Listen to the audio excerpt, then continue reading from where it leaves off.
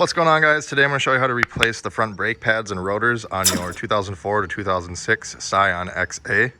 First thing we've done is jack up the car by the middle cross member back here behind the engine, and then put a jack stand under each subframe beam. Now, if you don't have an impact wrench, you'll have to crack the lug nuts loose before you jack the car up. The socket you're going to need to remove the lug nuts is a 13/16. Otherwise, I believe a 20 or 21 millimeter would work as well. All right, so we're on the driver's side here. I'm actually going to turn the ignition to the on position, but not going to start the car, and then turn the wheel to the left. That's going to turn the caliper out this way and let us get to these bolts just a little bit easier. All right, now we're going to remove the lower and upper brake caliper bolts. They should be a 14 millimeter. I'm going to post in the video description pads, rotors, any tools I'm using here in case you want to buy yours online.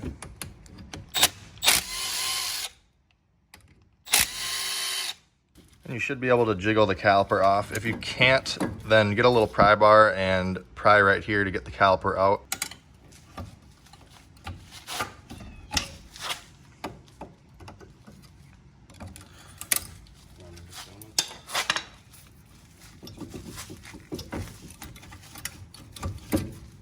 I don't really like to hang the brake caliper by the hose just in case it rips, so I have a bungee cord going from the caliper up to the coil spring here just to hold it in place. Now you can see why we're doing rotors today. They're a little grooved here. The pads still have some life left, but as you can see on this one pad, it's worn down, basically metal on the top, and there's still some meat left on the bottom. That's usually an indicator that the slide pins are seized or there's a problem with the brake caliper, but these slide pins move freely. They do have a little bit of play in them, so maybe it's time for this caliper bracket to be replaced, but it's not really a safety issue. It's just going to cause this to happen. We're in a little bit of a time crunch right now, so we're going to go ahead and just do the pads and rotors. And just use a flathead or a little pry bar, pry the old pads out.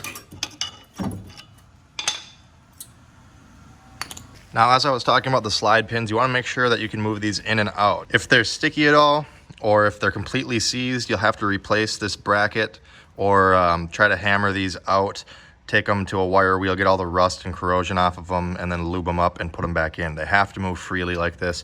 Otherwise, your caliper is not gonna be able to slide side to side like it needs to, and you're gonna end up with one pad completely worn out with another one that's basically brand new. All right, now before we get any further, I want to know if this caliper is bad, because you can get calipers with brackets as a loaded caliper set with pads and everything all ready to go. Just plop it on. So what I've done is I've got an old brake pad, because you don't want to mess up the new one. Put the old brake pad in the caliper up against the piston here, and then I got a C-clamp. You could also use a big channel lock, and I'm just going to clamp onto the caliper and turn this, and what it's going to do is when it tightens up, it's going to push this piston back in. But first we want to pop the hood and open the brake reservoir.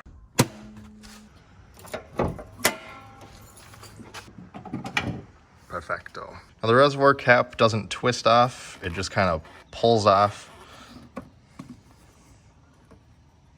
And what this is going to do is the brake fluid is going to rise when we compress that piston down there.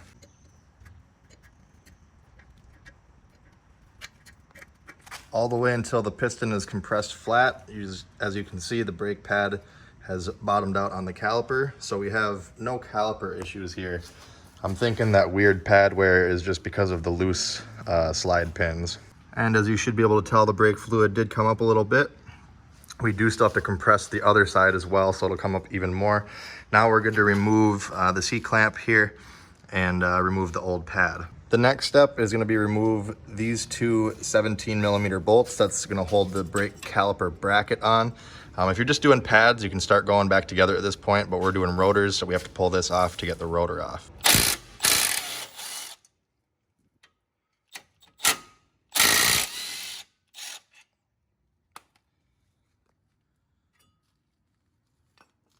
Now, I just did pads and rotors on this probably 2 years ago, so this came off nice and easy.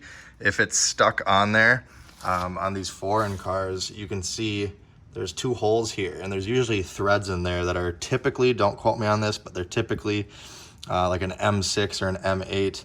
by 1.25 or 1.5 thread pitch, and you can put the 2 bolts in there, and what they'll do is they'll go through the rotor and it'll push on the hub and force the rotor off. Another option would be just to come back here in between the heat shield, start and end points, and hit it with a hammer real good, and then pull it off. So I've got the new rotor unboxed. As you can see, there's like a layer of oil on it. It's kind of sticky actually. It's for shipping so it doesn't rust. What you want to do is take a little brake cleaner, carbon choke cleaner, and hit the face of the rotor here, as well as on the back side here. Get all this greasy junk off with some brake clean and a paper towel, some Windex, whatever. Make sure to get all that off and then dry it off. You don't want any of this oily stuff on there. Otherwise your brakes aren't going to work properly. Now before you put the rotor on, if you want, you can take some anti-seize and kind of just brush right here on this lip. That's where the rotor is going to kind of rest. That way next time the rotor will come off a little bit easier. Also, if you have a ton of rust buildup, like this is rusty, but it's not real deep rust scaling, anything super thick, it's just surface rust. If you have a lot of rust buildup there, take a wire brush to it, clean it up a bit. That way everything will fit better. Now we're gonna go ahead and install our new rotor, and then reinstall our caliper bracket with the 17mm bolts. Before we install the bracket, I'm gonna remove these old metal clips for the pads, because our new pads, I believe, come with new clips. If your bracket is really rusty here, I recommend taking a wire brush and kind of just hitting these shoulders where those metal clips are gonna rest. That's gonna help remedy any clearance issues. So it's gonna go on like this. So it goes over and around the rotor, and the bracket will go between the rotor and the spindle bracket here. You can use a little bit of Loctite on these if you want. Start them both by finger first. All right, I've got a little Loctite on there. They're started by finger. Just gonna get them snug. Again, 17mm. Now the torque spec on these is 65 foot-pounds. If you don't have a torque wrench, just use your best judgment. Basically, once you feel it bottom out with the ratchet, give it a pretty good shove down. So once the shoulders of the caliper bracket are cleaned up, we go ahead and put our new clips into place. It's just gonna fit the contour of the bracket like so. Make sure, as you can see, there's a tab right here. Got to get it kind of centered. Also, if you're having issues getting everything lined up, you can shove the rotor in. You could even thread one of your lug nuts on to hold it in place while you're doing this, and then continue with installing the shims. And you can see there's these tabs here. They need to go and get pushed between this space in the caliper bracket. So kind of got to shove down on it, be a little forceful like that. Make sure that these metal clips are not interfering and touching your rotor. Otherwise, that's gonna make for a bunch of noise when you get everything put back together and start going down the road. Now, this step isn't 100% necessary, but I like to take either some spray gasket, high-tack, or some sort of specialty brake pad adhere product, and just make sure not to spray the pad material. You wanna spray the back side, the metal side of the pad, and just kind of get a coating on it. This stuff's a little sticky, and what it's gonna do is, if you don't use this, sometimes when you're going down the road, the brake pads will fall away from the caliper and just very gently be touching the rotor while you're going down the road, and it'll make like a squeak squeak noise. So this is supposed to help keep the pads stick to the rotor so you don't get that. Okay, it's been about 5 minutes. This has been tacking up pretty good, so I'm gonna go ahead and take one of the pads. Now you'll see two of them, at least in the ones I got, two of them have these wear indicators. So I'm gonna put one of those on the left side and one of them on the right side of the car, because the other two do not have them. And what those do is, once the pad gets to a low enough level, we'll see it's almost, when it burns down to almost to the metal, this clip will touch the rotor and start making a horrendous noise, letting you know it's time to replace them again.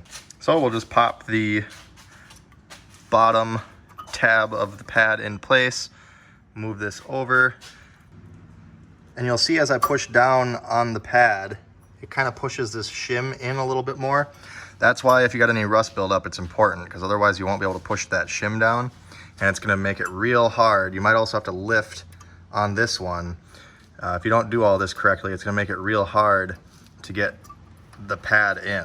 Also, make sure when you put the pads on, whether it be on this side or this side, the pad material always faces the rotor with the metal facing away from the rotor. You'd be amazed how many times I've seen people mess that up. All right, now with both pads with the pad material facing the rotor installed, we're gonna go ahead and remove our bungee cord here. Make sure your brake line's not twisted. Don't try and put it on like this or like this. It goes like that with the bleeder closer to the top. You'll probably have to push your slide pins in all the way, and then while you're doing that, you're just gonna get the caliper on. Should just slide right over the pads if you've compressed the piston and the caliper properly. And now, if you want, you can use a little bit of Loctite on the caliper bolts, reinstall those into the slide pins, start them by hand, and then these torque to 25 foot-pounds. Now that the caliper is bolted on, you'll notice, like I was saying earlier, our slide pins have a little bit of play. So you can see the caliper move quite a bit here. It's not gonna go anywhere. The bolts are tight and the pins are engaged into the bracket. And once you hit the brake pedal a few times and the caliper piston shoves back out a bit, it's not gonna be able to move as much, but I just wanted to demonstrate why that one pad was worn a little goofy. So next time we'll be doing probably a loaded caliper with pads and a new bracket. Don't forget to remove the lug nut before reinstalling your wheel if you used this trick. Before we put the wheel on, we're gonna turn the wheel the opposite direction and repeat the same steps on the passenger side. Just another quick note here, if you cannot compress this piston on the caliper, then the piston is seized and you need to replace the caliper. If your rubber boot here is torn, also recommend replacing the caliper. If any sort of chunks or cracks are happening on the face of this piston, also replace the caliper. Just wanted to point out again, the fluid level did rise a tiny bit more now that both pistons are fully collapsed. Now the passenger side is all put together and torqued. We're gonna straighten out the steering wheel so we can reinstall and torque the wheels. Now we'll reinstall our wheels, start our lug nuts by finger, get them snugged up a little bit with a wrench before dropping it down to the ground and torquing them. These lug nuts are a conical fit and seat, which means, as you can see here, it's got an angle on the lug nut, so that side of the lug nut has to face the wheel. Don't put the flat side facing the wheel. Also pay attention, as you can see here, the stud is not centered perfectly in the hole of the wheel. So that's why it's important to kind of start it. And once you get them snugged up, make sure you kind of jiggle the wheel, get the stud centered best you can, and then snug these up. You don't want to crank them down while everything's all crooked. All right, just a little snug like that. Now we can pull our jack stands out and lower the jack down. Make sure all your tools are clear and not under the car before you let the jack down. Also, don't forget to reinstall your brake fluid reservoir cap. You don't want any moisture getting in there. Brake fluid attracts moisture and it lowers the boiling point of the brake fluid. So if you leave the cap off and moisture gets in there, your brakes and the fluid will overheat easier. Now the last step is to torque the wheels. Use an extension if you have to, so you don't hit the fender with the torque wrench. The spec on these lug nuts is actually 76 foot-pounds, but I don't like going under 100 foot-pounds on a car. And these are the exact same size lug nuts as many other vehicles that I've had that torque to 100 to 120 foot-pounds. So I'm gonna do 100 foot-pounds just because I like stuff on the tighter side, but the technical spec is 76 foot-pounds. As you can see here, we only have 4 lug nuts, so I start with one, and then I go diagonal from it, and then I'll go up to this one, and then the bottom one. And if you want, you can go around one more time after that.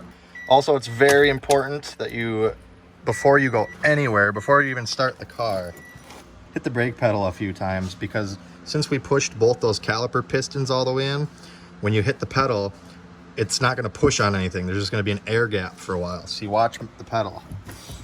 It goes basically straight to the floor. Eventually, after a few pumps like that, it got a little firmer. Now we can start the vehicle in park.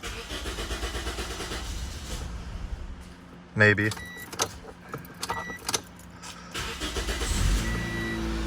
And now while it's running with some vacuum assist, now we can hit the pedal a few more times. Make sure we have a good pedal. Make sure it's nice and hard before you put it in gear. You'd be surprised how many people do a brake job and then they get in right away and they just throw it in drive or reverse and they start moving, and then they go hit the brakes the first time and they got nothing because the pistons are still collapsed. Now that all the lug nuts are torqued, we are done. I recommend retorquing the lug nuts after 50 to 100 miles worth of driving, just because they can kind of loosen up a little bit. Again, I'll post everything in the video description. Also, make sure to take the car for a test drive. Listen for any funny noises. If you hear any metal on metal noises, you have to pull the wheel back off. See if those caliper brake pad shims are touching the rotor, or maybe the little dust shield around the rotor is touching it. If this video helped you out, make sure you hit that like button, subscribe for more videos like this, and check me out on Facebook at Tony the Truck Guy. Thanks for watching. Have a good day.